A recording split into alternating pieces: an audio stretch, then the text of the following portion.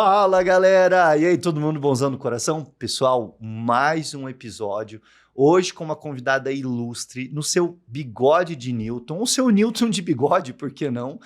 Toda semana, todo dia, toda hora. Espero que vocês estejam aí curtindo, compartilhando. Só agradecer todo esse engajamento que vocês vêm dando para o canal. A gente fica muito feliz, muito contente. E isso estimula a gente a sempre criar novos conteúdos.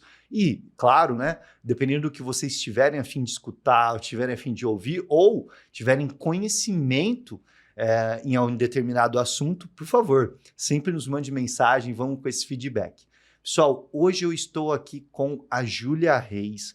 A Júlia Reis, ela é uma aluna, ex-aluna minha, que hoje é uma professora nas redes, e é uma pessoa que eu tenho um carinho muito grande, porque eu vi ela desde pequena, gente.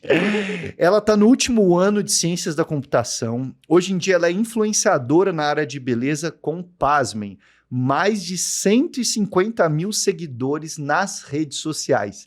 Recebam com muito carinho Júlia Reis. Salve de palmas! Oi, gente! Ju, porque eu tenho intimidade, né? Então agora Ju. Ju, então queria que você começasse, né, contando pra gente como que foi esse interesse, a gente já vai falar, claro, né, pela área de beleza, né, sua área nas redes como influenciadora nesse segmento, porém eu quero saber o seguinte, quando que foi esse interesse pela tecnologia? Então, quando eu era criança, eu sempre tive computador. Mas nunca tive videogame nem nada, mas sempre tive computador. E naquela época era difícil o acesso à internet. E quando tinha acesso à internet não tinha muita coisa. Então sempre gostei de fuçar em computador. Word, enfim, tudo que ele tinha lá para oferecer eu ficava fuçando. Mas nunca pensei em trabalhar com isso. Aí o interesse mesmo em trabalhar com tecnologia foi quando um tio meu começou a ser programador. Que aí eu vi de perto essa rotina, essa realidade, e pelas conversas que eu tinha com ele, ele acabou me influenciando. E aí eu escolhi seguir essa área. Que legal, nossa, é bem interessante, né? A influência da família na Sem nossa contar vida. meu pai também, que ele é formado em ciência da computação, ele não atua, só que ele é formado, e é uma pessoa que também sempre me incentivou nessa área. Que legal, né? Então você tem referência, você tem aí pessoas na sua família e isso é um apoio muito grande. Mas quero saber o seguinte, e o interesse na área da beleza, na parte de moda, de cabelo, isso também vem de família? Nossa, esse interesse eu tinha desde quando eu era criança, gente, de verdade. Pequenininha eu lembro de pegar escondidas as maquiagens da minha avó, beleza, eu pegava os sapatos da minha tia, ficava desfilando pela casa, sempre fui muito vaidosa. Então isso eu carrego desde sempre. Ah, legal. Então tem, por que não, uma influência aí da família também tem, nessa principalmente parte. da minha tia, sabe? Ela sempre me influenciou, sempre me dava a maquiagem dela, sabe? Quando eu era adolescente. Vivia pegando as maquiagens dela, ela vivia me dando, então me influenciou muito. E desde pequena você já se maquiava, já saía na rua ali, chamando atenção. Chamando atenção não, mas eu sempre me maquiava. Eu tenho uma vizinha, inclusive, que vira e mexe, eu ia lá na casa dela, a Alice, inclusive, eu tenho muita gratidão por ela. Eu ia na casa dela pedir maquiagem, se ela tinha algumas maquiagens velhas que ela não usava mais, ela vivia me dando. E isso é uma coisa que eu lembro até hoje. Aí, olha que legal. E olha, gente, eu confesso para vocês que por que eu falei que a Ju ela vai dar uma aula aqui pra gente hoje? Porque esse mundo, eu confesso que é o meu calcanhar de Aquiles, porque eu em casa sempre fomos em homens, né? Só minha mãe ali de mulher, então eu confesso que agora com a minha noiva Mariana, eu ainda entendo um pouco mais, mas confesso que assim, até para ir correr eu não passo protetor solar, enfim, não quero entrar nesse assunto para não tomar uma bronca ao vivaço aqui, né? Mas agora eu quero saber o seguinte, então a gente avança um pouco para a Júlia ali pequena, que gostava de tecnologia, que gostava de se maquiar, para a época do colegial, que foi quando eu te conheci, né? Que foi seu professor de matemática. E eu me recordo que você já era estagiária, você já trabalhava e você era uma vendedora. Ah, é verdade. Conta pra gente. Nossa, quem lembra dessa época? Eu trabalhava num estágio no Ministério Público, que eu consegui pelo CIEE, e fazia cone pra vender na escola. Nossa, e conta assim mais pra mim, como é que era trabalhar, estudar e ainda vender cone, assim, numa época tão conturbada que é o colegial? Nossa, foi muito pesado. Eu lembro que essa rotina começou no terceiro colegial, então é o ano mais puxado, é o ano que você sente mais a pressão, né? E só que eu gostava de fazer porque eu sempre gostei de me manter ocupada. Então isso, querendo ou não, me distraía, sabe? De manhã eu ia pra escola, à tarde eu ia pro estágio. No estágio eu tive uma chefe muito boa que sempre me ajudava a estudar, que sempre me ajudava deixando estudar, né? Então, ela sempre foi muito tranquila, sempre me incentivou nos estudos. Isso deixava mais leve, minha rotina mais leve, a Milene. E à noite, chegava em casa, eu fazia cone. E a minha avó sempre me incentivou a fazer cone, ela sempre me incentivou a correr atrás do que eu queria. Então, se eu queria um trocado na bolsa pra comer, um salgado na escola, ela me incentivava a fazer meus cones pra vender. Então, isso me ajudou bastante a ter força pra continuar. Pra mim, mesmo sendo uma época puxada, acabou não sendo tão pesado. Entendi. E, bom, é interessante você falar isso, e eu queria saber até de você como que é uma adolescente trabalhando, né? A gente estava conversando aqui em off, que você já tem uma experiência muito grande, né, Ju, na parte de trabalhar. Como que isso daí influenciou ou até influencia a Júlia hoje em dia, né? Ter começado, digamos assim, a correr atrás dos seus objetivos lá atrás, essa experiência. Conta um pouquinho melhor pra gente sobre isso daí. Ah, isso me ajuda até hoje a ter foco. Porque estudar numa escola pré-vestibular já te prepara muito para a vida lá fora. Não só pela questão do vestibular, mas pelo fato de você ter responsabilidades todos os dias. Então, na escola em si, no ensino médio, foi quando eu aprendi a estudar, foi quando eu aprendi a focar em alguma coisa até conseguir. E principalmente trabalhando, eu aprendi que se eu não corresse atrás, eu não teria. Então, isso foi muito importante, é uma coisa que eu levo até hoje para toda a vida.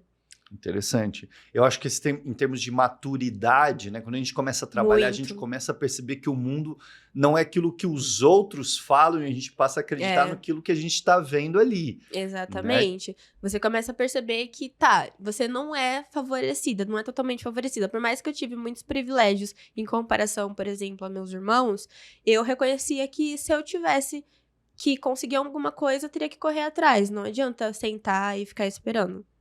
Legal, interessante isso. É correr atrás mesmo, né? Uhum. E, bom, e aí já vamos pegar esse gancho. Eu gostaria que você me contasse o seguinte. Como que foi, então, correr atrás, decidir para uma carreira de tecnologia? Eu sei, eu acredito que você vai falar, que você não optou por uma carreira de tecnologia primeiro. Conta um pouquinho sobre isso, Ju. Então, no ensino médio, eu tava passando por aquelas confusões de, o que eu vou fazer, não sei o que eu vou fazer, escolhi um curso, aí via a concorrência do curso, já meio que desistia, mas enfim, eu tinha o objetivo de fazer engenharia civil, só que eu cheguei a fazer o segundo colegial, eu fiz trainee, né, aquele vestibular, eu fiz o vestibular, mas só pra treinar, passei pra segunda fase, fiquei na lista de espera, mas fiquei muito longe. E aí, no terceiro colegial, eu resolvi que eu não iria fazer engenharia civil, mas queria fazer matemática. E aí, eu prestei o vestibular pra matemática, passei, fiz 6 meses de matemática, mas não me identifiquei. Porque a matemática aqui na Unesp de Bauru é voltada para a área de licenciatura. Então, eu não queria ser professora, não era uma coisa que eu queria. Então, não fazia sentido eu estar lá. E aí, foi quando eu tranquei matemática na Unesp, me dediquei para estudar sozinha em casa, para conseguir passar no vestibular, e decidi que eu iria fazer engenharia civil na Unisagrado aqui de Bauru. Só que faltando uma semana para começar as aulas, para eu fazer a minha matrícula, eu tive uma conversa com esse tio meu e com o meu pai, que fizeram ciência da computação, e ele acabou me abrindo os olhos para que essa área tem muito campo. Então, tem muita coisa para você explorar. Naquela época, ainda era o auge de TI, de ciência da computação, e eu acabei me convencendo de que seria uma área que eu me identificaria. E acabou que eu me identifiquei. Interessante. Olha, você mencionou uma parte bem que dá para a gente desenrolar bastante sobre isso. Você mencionou que não quer ser professora, mas você sente que hoje em dia nas redes sociais você é uma professora? Eu nunca tinha parado para pensar nisso, mas se for ver, sim. Então, e é por isso que eu quero já emendar a próxima pergunta. Você se considera uma pessoa tímida, Júlia? Ah, eu me considero.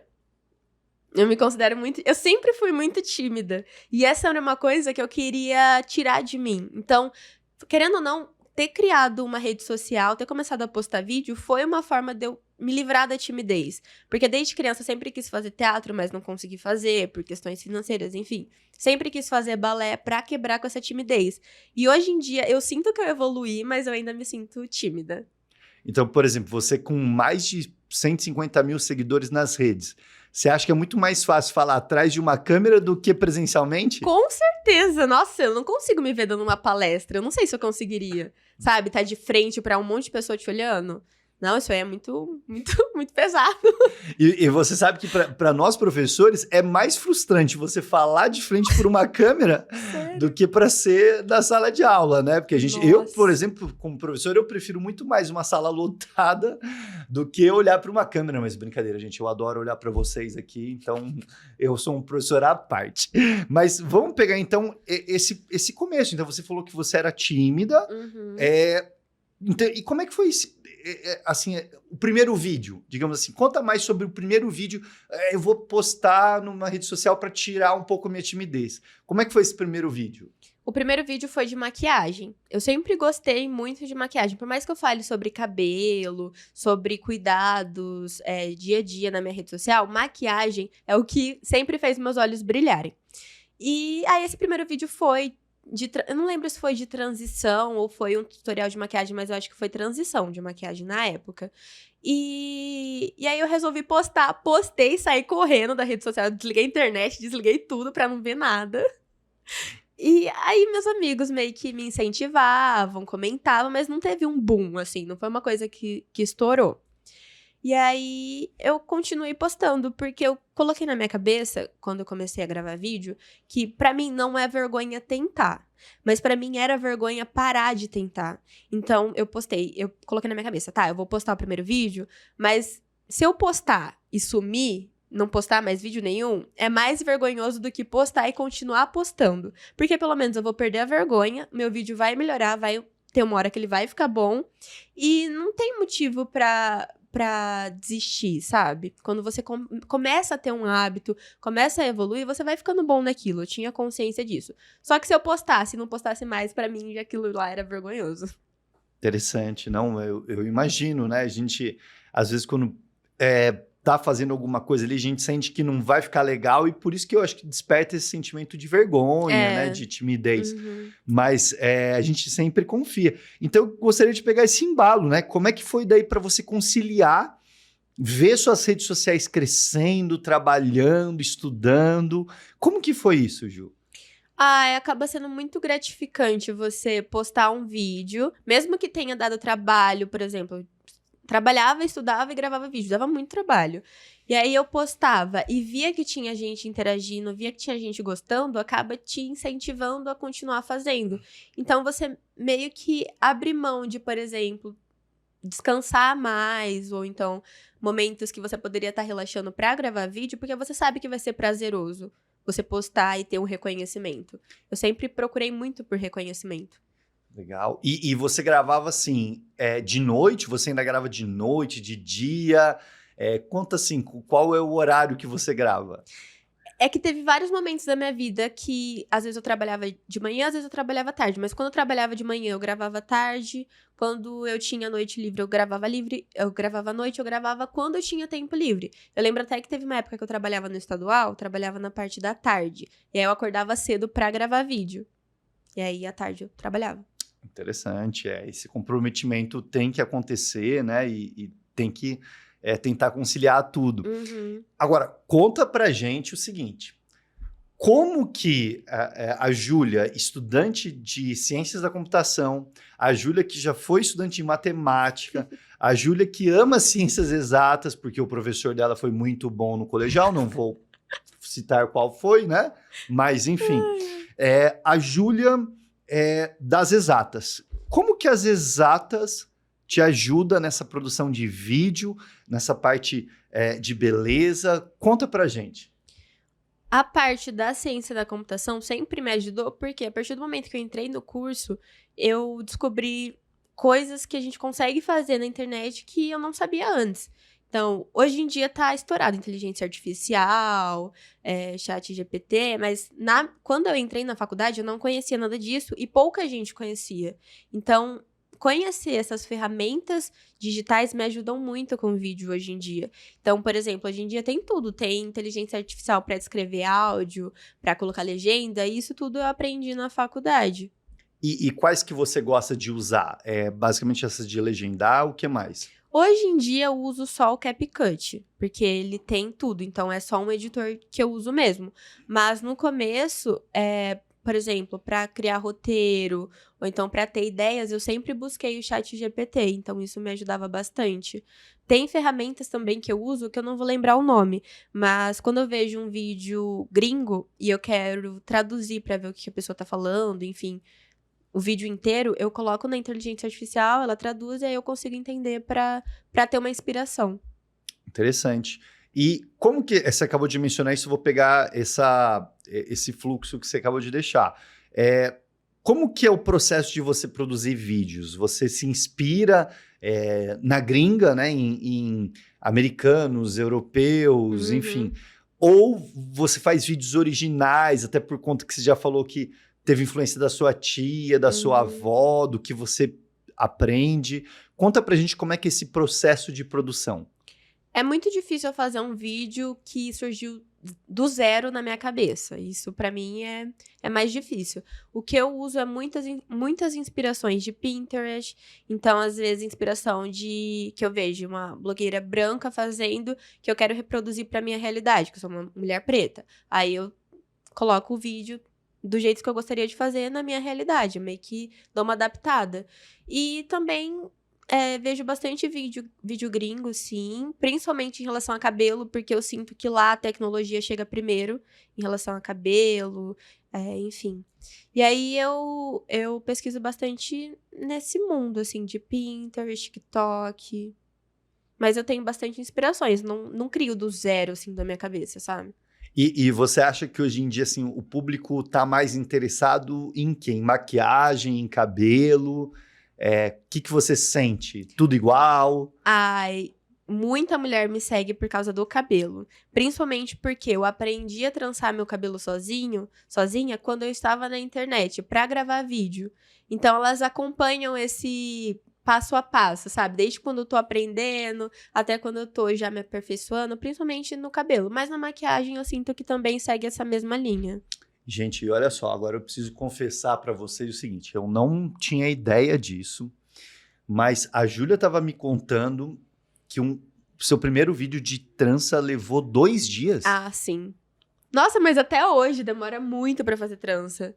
Dependendo do modelo, demora 1 dia e meio, 2 dias e meio, demora muito. Mas eu gostaria que você descrevesse melhor isso. Como que é, assim, a trança? É porque, primeiro, meu cabelo é crespo e meu cabelo é muito volumoso, então tem muito cabelo na minha cabeça. Então eu tenho que secar ele. Aí, o que é muito difícil, dividir.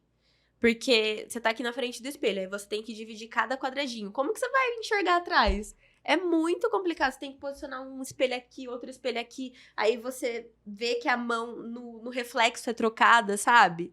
Nossa, é muito difícil. E aí tá, sentou, dividiu tudo, vai começar a trançar. Você separa o cabelo, e aí você faz cada trança adicionando o cabelo. É muito complicado, é difícil. Eu sempre falo para minhas seguidoras, é uma coisa difícil, mas que não é impossível de você aprender. Não pode desistir, porque se você desistir na primeira trança, você não faz mais. E aí depois que você começa a fazer, você vai pegando o hábito, sabe? E aí acaba sendo uma coisa mais fácil. Só que é difícil sim, demora 2 dias. Sem contar que você fica sentada, né? 2 dias sentada na frente do espelho, com o braço assim. Fica assim. Nossa, gente, dói demais. E eu vejo que não dê nem pra sair de casa, né? Ah, porque não dá. se você for sair, vai estar... Exatamente, porque você tá com a metade do cabelo trançado, tá metade sem, você sai que nem uma palhaça na rua. Você fica embernada, assim, em casa.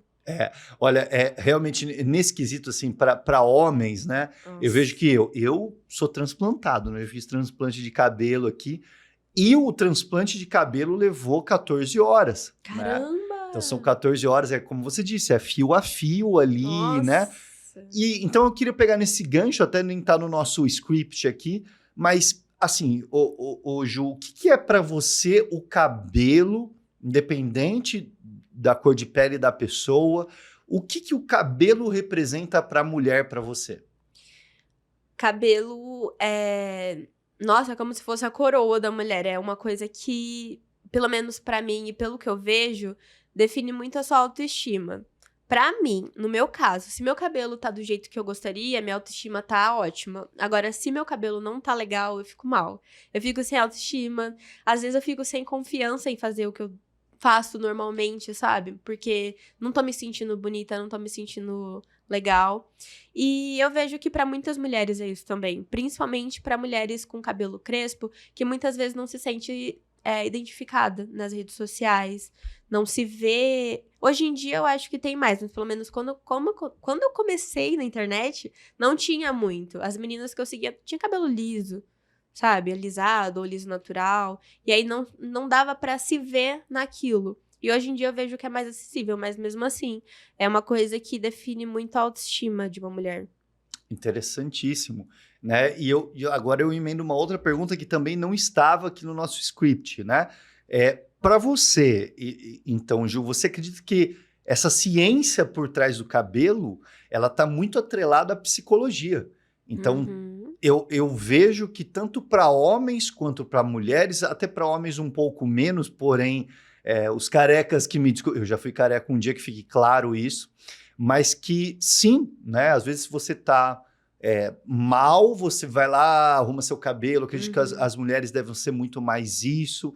Então conta assim pra gente, qual que é essa psicologia do cabelo para a mulher e como que é pra Júlia isso? Pra mim é uma coisa de extrema importância. O meu cabelo tá sempre do jeito que eu gostaria que estivesse, porque desde a infância eu busco isso. Então, já passei pela transição quando eu era novinha, tinha 7, 8 anos. Já fiquei também quase careca. Acho que meu cabelo ficou com 2 dedos de comprimento. E eu era criança, sabe? Mexe muito com a autoestima de uma criança. E hoje em dia também, continua mexendo com a autoestima. É uma coisa que eu gosto de mudar, então é bom se ver de outras formas também. Mesmo que você tenha o cabelo natural, muita gente fala, né, que você tem que usar seu cabelo natural. Eu gosto do meu cabelo natural, eu amo ele, mas também gosto de me ver de outras formas. E eu gosto do manual, sabe? De fazer as tranças, de ter aquele tempo pra mim. Então, voltando pro lado da psicologia que você falou, eu acho que esse tempo de autocuidado também é muito importante, seja pra mulher ou pra homem. É um Interessantíssimo. tempo que você para na frente do espelho e se cuida, sabe? Cuida de você, tanto por fora quanto por dentro. É um cuidado, né? Uhum. Com certeza. E aí, bom, vamos já para a próxima pergunta do nosso roteiro. Primeiro vídeo, você falou que levou 2 dias, né, para fazer a trança, mas qual foi o que mais bombou? Nossa, esse primeiro vídeo que bombou, eu lembro até hoje. Foi um vídeo que, olha só, eu não ia postar. Eu pensei 2 vezes antes de gravar, pensei 1000 vezes antes de postar, porque era uma exposição que eu nunca tinha tido antes. Porque eu sempre falei de maquiagem, era difícil eu falar de cabelo. E aí eu gravei um vídeo, eu tava com cabelo sintético na época, não era nem orgânico, nem nada, era um cabelo bem, assim, simples. Coloquei no método Crochet Braids, que quem me segue vai saber qual método que é. E chegou na hora de trocar esse cabelo, de fazer a manutenção dele. Quem fazia era a minha tia. Então, a gente chegava uma vez por mês, fazia manutenção. E aí, eu resolvi, vou gravar. Vou gravar porque não vejo muita gente falar desse método. É uma coisa muito legal, muito interessante. E eu acho que vai dar uma bombadinha. Mas assim, eu não tava esperando que ia bombar do jeito que bombou. E aí, eu coloquei minha câmera, era um dia de manhã. Eu lembro que eu acordei, tava com uma cara de sono. Peguei meu cabelo, o cabelo orgânico, né? O sintético, na verdade. Cortei na raiz. Lavei meu cabelo natural, desembaracei, tudo isso gravando, né? Fiz todo o procedimento da minha tia trançar, colocar o cabelo e depois aparecer com o resultado. E assim, gente, esse vídeo bombou num grau, porque as pessoas não entenderam o que estava acontecendo. Elas falaram, mas ela cortou o cabelo no início e depois ela tá com o cabelo grande de novo, como assim? E aí gerou curiosidade. E aí, gerando curiosidade, muita gente chegou no meu perfil. Eu lembro que, se eu não me engano, esse vídeo bateu 10 milhões de visualizações. Então, muita gente curiosa veio pro meu perfil, tentando entender o que estava acontecendo. E, assim, eu vi que... Não quero dizer que foi por causa do meu vídeo que tudo isso aconteceu, mas eu vi muita gente tendo acesso a esse cabelo que, pra mim, na época, era muito difícil ver. E aí começou a ter acesso, sabe? Ter acessibilidade, começou a ver que consegue fazer em casa também. Então, isso é uma coisa muito legal. E aí, depois desse vídeo, eu comecei a focar mais no cabelo. E aí, as minhas redes sociais também começou a gerar esse tipo de conteúdo. Interessante. Quanto que bateu esse vídeo, Ju? Se eu não me engano, foi 10 milhões. 10 milhões. É que faz muito tempo, mas teve muita gente. Furou a bolha, assim, total, E sabe? totalmente orgânico. Totalmente orgânico, eu não tava esperando por isso. Simplesmente publicou e... Tanto que, nas outras vezes que eu fui trocar de cabelo, eu refiz o vídeo várias vezes, sabe? No mesmo modelo, cortando o cabelo no início. E os outros vídeos também bombaram. Então, isso era uma coisa que o meu algoritmo entregava muito. Aí que eu entendi o que os meus seguidores queriam ver e qual era o meu algoritmo. Legal. E, bom, acredito que, assim, você ter essa exposição muito grande deve gerar haters, deve gerar comentários indesejados. Como que você lida com isso? Na época foi muito difícil, porque eu postei esse vídeo, tem uma parte do vídeo que eu seco meu cabelo com secador e meu cabelo ele é bem crespo, ele é um crespo tipo C. Então ele é crespo e armadão. E aí eu mostrei isso no vídeo, né? E teve até uma mulher que comentou, nossa, cabelo de bombril, ai, que cabelo duro, alguma coisa assim. E eu até então não tinha visto esse comentário, porque muita gente chegava e era difícil acompanhar tudo. Só que um grupo de amigos meus na época, que inclusive eu sou muito grata por ter feito isso, eles pararam tudo e foram nesse comentário se manifestar. Então, todo mundo começou a falar pra essa mulher, tipo, meu, você tem noção, olha as coisas que você tá falando, começou a denunciar a conta, e aí eu vi a força que os meus seguidores, meus amigos tinham em cima disso, só que eu também vi que tem muita gente maldosa na internet. E a partir desse momento, o que eu fiz pra me blindar foi parar de ver comentário. Que isso, inclusive, me prejudicou e ainda prejudica hoje em dia em vários sentidos de não conseguir dar uma certa atenção que eu gostaria de dar. Porque, querendo ou não, quando você posta um vídeo na internet que fura a bolha, chega muitos comentários negativos. E eu sei que o pessoal fala, ai, mas você tem que saber lidar e tal. Mas, gente, a gente é humano, sabe? É difícil você ver um comentário ofensivo e não se sentir mal. E aí, nessa época, eu comecei a me blindar. Hoje em dia, eu sei separar CPF de CNPJ. Então, eu não me afeta mais. Afeta um pouquinho, mas não como antes. Não como antes. Então, pra mim, hoje em dia é bem mais de boa. Legal. E porque, assim, a gente tem até no nosso cérebro um condicionamento de não perceber que, por exemplo, você deve ter tido milhares de comentários positivos, porém, 1 ou 2 a gente não esquece, não é mesmo? Então, e é até engraçado que se fosse o inverso, a recíproca, ela não é válida, porque a gente costuma guardar muito mais os negativos do que os positivos, né? Se tivesse mais negativo, você ia saber todos os negativos de cor, e se tivesse um positivo, você ia acabar até esquecendo, Sim. né? E isso é muito interessante. E, assim, você tem alguma tática para lidar com isso? Que você faz? Tô começando a fazer terapia agora. Hoje em dia eu faço terapia, mas Sei. eu sou muito a pessoa de focar no negativo. Eu sempre quando eu ouço uma crítica, a pessoa pode falar com um jeito que for, eu sempre levo aquilo pro coração, sabe? Não fico com raiva da pessoa nem nada, mas eu fico me remoendo. E aí isso é coisa que eu tô tratando em terapia ainda. A gente tá dando sequência nisso, mas é uma coisa que eu tenho que lidar, tenho que saber lidar. Legal, interessante. E assim, que você acabou de mencionar, saber lidar. Como que então, vou voltar para a área da tecnologia. Eu, por ser professor, eu vejo muito isso, né? Salas lotadas de homens e poucas mulheres. Nas ciências exatas, em grande parte dos cursos acontece isso. E como que é na ciência da computação? Você provavelmente deve ter, assim, pouquíssimas mulheres na sua sala. Nossa. Como que você lida com isso? Gente, me assustou num grau. Quando eu cheguei na faculdade, era uma sala muito grande de pessoas. A gente teve que ir num auditório. Tinha, sei lá, umas 120, 110 pessoas. E 5 meninas, 4 mulheres, uma coisa bem assim. E aí eu falei, pô, sabia que era pouca mulher, mas não sabia que era tão pouco assim. sabe? E aí, eu lembro que as turmas dividiram, enfim, resumindo, hoje eu tô no último ano, tem eu e mais outra mulher no curso só, numa sala de 30, de 40 pessoas. É uma coisa que eu aprendi a lidar também no curso, no começo me assustou, só que eu entrei num grupo de amigos que eles são muito de boa. Então, eu não senti tanto assim na faculdade, eu sinto mais no mercado de trabalho do que no curso. No curso, porque na faculdade você senta lá, você faz sua amizade, mas a aula acabou, você vai embora e pronto. Agora, no mercado de trabalho, eu percebia muitas oportunidades que deixavam de vir para mulheres e iam para homens que, por exemplo, tinham acabado de entrar, ou então você percebe que a pessoa deposita mais confiança em um homem do que numa mulher para fazer uma certa atividade que, por exemplo, eu seria totalmente competente a fazer. E eu percebi muito isso no mercado de trabalho, foi uma coisa que me desanimou, não vou mentir. Mas que é uma coisa assim, que só o tempo pra mudar, sabe? Só agora, no meu curso, os calouros, tem muita mulher. Tem muito mais do que no meu ano. Então eu percebo que já tá mudando, é um movimento que tá acontecendo. Só que, infelizmente, ainda tem.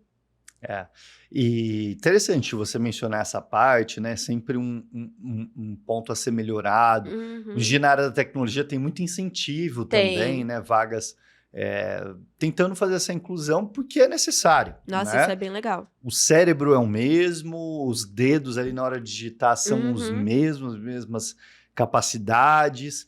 E é interessante a gente incentivar sempre isso. E eu percebo que, principalmente, eu comecei a pensar isso quando eu entrei para ciência da computação. Que quando a gente é criança, as mulheres, elas não são incentivadas a ir para essa área tanto quanto um homem. Que nem meu irmão, ele ganhou o videogame quando ele era criança. Eu não tive videogame, sabe? E por mais que eu queira ter videogame hoje em dia e tal, na época da infância, a gente não é tão incentivado assim. Enquanto eu tava ganhando Barbie ou boneca, o irmão meu tava ganhando videogame. Então, é uma coisa que a gente vê desde a infância. Talvez por isso não tenha tanta mulher na tecnologia quanto homem. Eu vejo que isso tá mudando, mas é uma coisa que eu pensei bastante desde quando eu entrei na faculdade. Bom ponto tocado, né? Porque enquanto a gente continuar, né, que desde criança não despertar, isso talvez não tenhamos mesmo. Mas, para você ter ideia, tem a Giovana, que é uma bauruense que ganhou o prêmio na Apple, tá ganhando vários prêmios, né? Ela, inclusive, tá recebendo, assim, várias moções na tecnologia. E é uma bauruense, né? E é muito interessante a gente falar, já conversamos com ela em outros momentos, e as mulheres aí representando na área da tecnologia. Mas agora eu quero saber o seguinte, você mencionou que realmente é complicado, né? Tá ali... Mas e como influenciadora? Essa ideia da influenciadora influenciar pessoas. A Júlia tem que pensar muito antes de falar. A Júlia pensa em como ela ser um exemplo, né? Esses detalhes. Isso tudo você leva em consideração? Nossa, muito. Eu penso 2 vezes antes de postar. Talvez por isso que o meu público, ele cresce de forma orgânica e não é aquele boom, sabe? Aquele monte de seguidor que vem. Porque eu não gosto de depender, por exemplo, de polêmica. Então, quando você pensa muito para falar, quando você tem essa responsabilidade, às vezes o seu crescimento ele é mais devagar por causa disso. E isso é uma coisa que eu tomo muito, muito cuidado, porque eu vejo muito adolescente e muita criança me seguindo também. Então, eu penso 2 vezes antes de falar, antes de dar uma opinião, porque eu sei que essa opinião pode ser polêmica, pode afetar muitas pessoas. Então, eu tento dar uma segurada, mas, assim, é um local de responsabilidade que eu não vejo que tem, que eu não vejo que muitos influenciadores têm. Eu vejo que isso precisaria ser maior, sabe? Eu entendo. Em termos de patrocínio, Ju, Uhum. O Tigrinho, né? Essas casas de apostas já entraram em contato com você? Já, nossa, gente, que tentação, cara! Gente, é muita tentação. E, assim, é uma coisa que eu não acho legal. Por mais que é um dinheiro que atrai, é um dinheiro que eu não acho justo, porque pra uma pessoa tá ganhando, alguém tem que tá perdendo. né? E aí... Perdendo muito, E diga-se. perdendo muito, tem muito a perder. E aí eu recebi essa proposta, assim, quando eu tinha uns 60 mil seguidores, mais ou menos. Na época que eu recebi essa proposta, assim, falando de valores, eu recebi uma proposta de 64 mil. Na época eu era CLT, gostava de gravar vídeo. Nossa. Só que tinha que trabalhar pra ter o dinheiro do mês. Meu conteúdo não era somente monetizado. Então eu ganhava, sei lá, R$200 por mês, não dava pra me sustentar. E se você chega uma proposta de 64 mil, você pensa, putz, e se? Mas não condiz com o que eu quero passar e aonde eu quero chegar. Aonde eu quero chegar não tem influenciadora de tigrinho. Então não faz sentido eu começar com isso agora.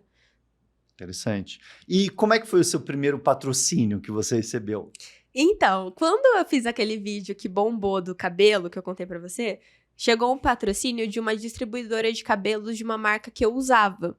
E aí a gente fez esse patrocínio e tal, foi muito legal na época. Eu lembro que quando eles chegaram pra mim, tinham acho que 9 mil ou 10 mil seguidores, eles. E eu tinha já uns 30 e pouco. E aí eu comecei a fazer vídeo com os cabelos que eles me mandavam. Nessa época era só permuta, eu não recebia nada. Aí eu comecei a postar o cabelo deles, postava muito, muito, muito.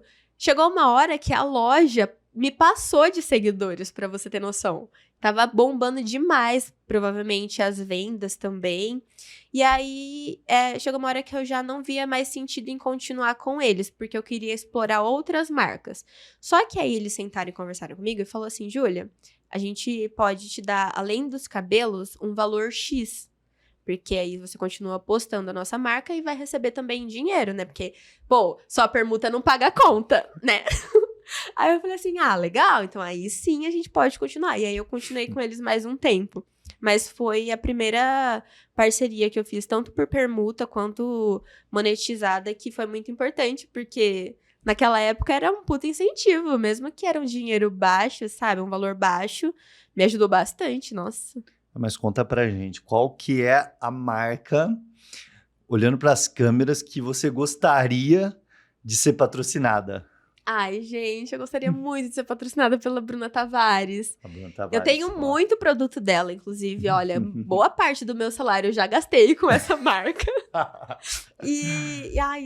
É uma marca que eu nunca recebi nada, mas eu tenho um sonho de receber. Esses dias, ela mandou uma mala, cheia com todos os produtos da linha dela, os clássicos, né? Com todos. Eu, na esperança de receber, claro, achei que eu fosse ganhar, né? A esperança é a última que morre. Mas eu não ganhei. Só que, eu tenho muita vontade de ganhar as coisas da Bruna Tavares. É o Bruna Tavares.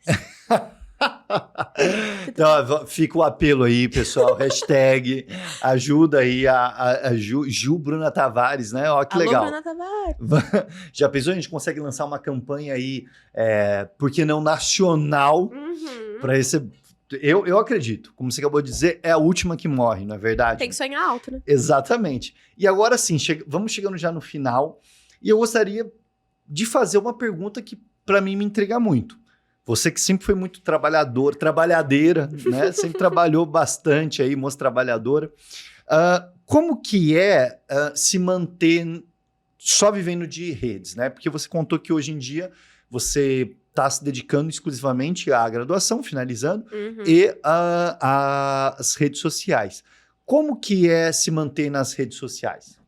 Então, quando eu pedi a demissão do meu CLT pra focar só nisso, foi meio que um tiro, assim, no escuro, sabe? Eu tinha já o meu Instagram com 80 mil seguidores, eu tinha um contrato com uma agência de São Paulo, que eu ainda tenho, mas não era sempre que surgia a parceria. Então eu falei, não, eu vou focar só nisso, que eu sei que eu sou capaz de conseguir pelo menos um salário mínimo por mês, sabe? Pelo menos deixar de igual para igual com o que eu tô agora no CLT, mas fazendo uma coisa que eu gosto muito. E aí eu consegui. Teve mês que eu não consegui bater a meta, tem mês que é difícil. Então, para você trabalhar com a internet, você tem que ter uma educação financeira muito boa. Coisa que eu ainda tô aprendendo a ter, tá? Eu não sou muito de economizar, não, mas eu tô aprendendo.